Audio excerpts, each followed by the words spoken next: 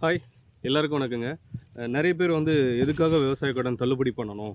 தள்ளுபடி பண்ணுறதுனால வந்து மேலும் கவர்மெண்ட்டுக்கு வந்து கடனாளியா தானே போகுது, அப்படின்னு நெறைய பேர் சொல்றாங்க. நல்ல விஷயம் தான். விவசாயிகள் வந்து எந்த அளவுக்கு பாதிக்கப்படுறாங்க அப்படின்றது, என் மூலியமா நான் ஒரு சின்ன உதாரணத்த சொல்றேன். நான் வந்து ஒரு 1 ஏக்கர் வேர்க்கடல ஒரு 50 சென்ட் வந்து மக்காச்சோளம் பயிர் பண்ணியிருக்கிறேன். இந்த பயிர் பண்ணது எல்லாமே எனக்கு கை குடுத்ததா அப்படின்னா, நீங்க பார்த்துட்டு இருக்கிறது தான். மக்காச்சோளத்தோட உயரத்த பாருங்க எப்படி இருக்கு அப்படின்னு சொல்லிட்டு. எனக்கு கீழ இருக்கு. அப்போ இதோட வந்து மகசூல் எப்படி இருக்கும் அப்படின்னு நீங்களே பாருங்க. இதுக்கான சரியான வந்து நீங்க இடுபொருள் குடுத்துருக்க மாட்டீங்க. அதனால தான் இந்த மாரி இருக்கும் அப்படின்னு நீங்க நெனைக்கலாம். எல்லா இடுபொருள் குடுத்தாலுமே வந்து முக்கியமானது, மிக முக்கியமானது தாவரங்களுக்கு வந்து தண்ணீர் தாங்க. அந்த தண்ணி இல்ல அப்படின்னா, நம்ம எந்த அளவுக்கு வந்து இடுபொருள் குடுத்தாலும் வந்து அதுக்கான பலன் கிடைக்குமா அப்படின்னா, கண்டிப்பா கிடைக்காது. தண்ணி பற்றாக்குறையினால வந்து இந்த மக்காச்சோளம் ஃபுல்லா வந்து ஒரு 50 சென்ட் நட்டுருக்கிறேன். இந்த 50 சென்ட்டுமே வந்து பார்த்தீங்கன்னா, இவ்வளோ தான் உயரம் இருக்கு. கதிருமே வந்து பார்த்தீங்கன்னா, ரொம்ப சின்ன சின்னதா தான் கதிர் வாங்கியிருக்கு.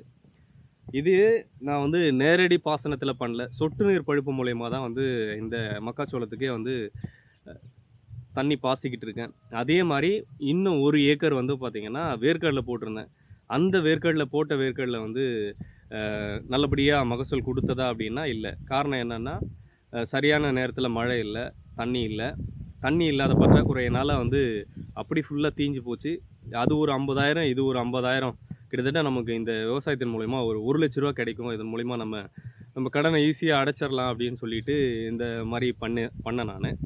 ஆனா கடைசியில என்ன ஆச்சு அப்படின்னா, நம்ம நெனைச்சது ஒண்ணு, நடந்தது ஒண்ணு. கிட்டத்தட்ட ஒரு 5,000 கூட இது மொத்தமே வந்து நமக்கு ஆகுமா அப்படின்றது ஒரு டவுட்டான விஷயம் தான்.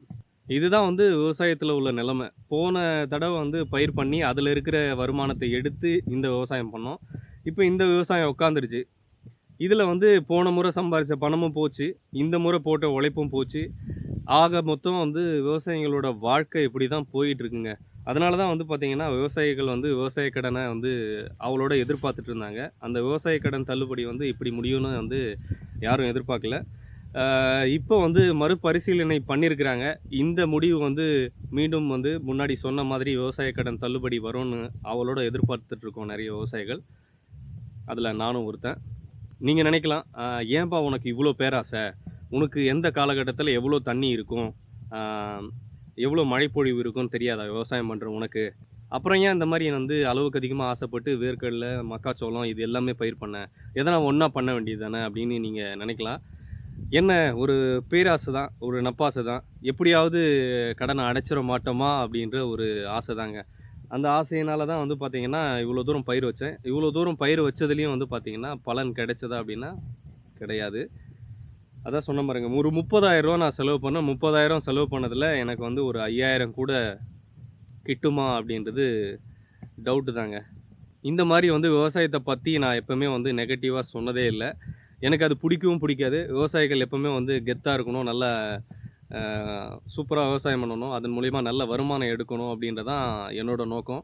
நான் இருந்தாலும் இந்த பதிவு வந்து உங்களுக்கு எதற்காக அப்படின்னா, ஒரு சில பேர் எதற்காக விவசாயிகளுக்கு கடன் தள்ளுபடி பண்ணணும் அப்படின்றவங்களுக்கு ஒரு சின்ன ஒரு விடையா இருக்கும் அப்படின்னு நான் நினைக்கிறேன். மீண்டும் அடுத்ததொரு வீடியோ பதிவில் சந்திப்போம். நன்றி, வணக்கம்.